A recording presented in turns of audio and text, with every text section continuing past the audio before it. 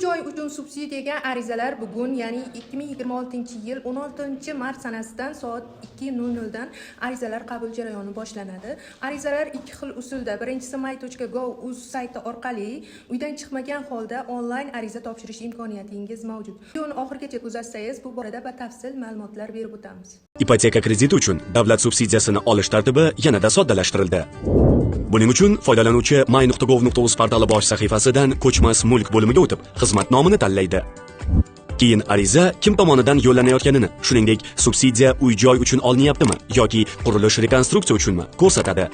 Endigi qadamda shaxsga doir ma'lumotlar avtomat shakllangan bo'ladi. Murojaatchi faqat manzil ma'lumotlarini hamda oilaviy ahvoliga aniqlik kiritadi. Quyidagi bo'sh kataklarga ishchi holatidagi telefon raqami va pochta manzili yoziladi.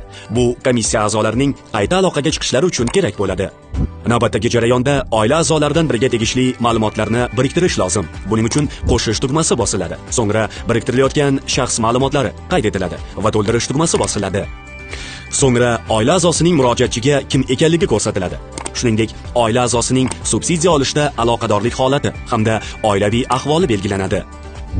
Subsidiya olish uchun qo'shimcha ball beruvchi imtiyozlar keltirilgan. Murojaatchi ushbu toifadan qay biriga mansubligini belgilaydi. Bundan tashqari, harbiylikka aloqadorlik bor yoki yo'qligi ham belgilanadi.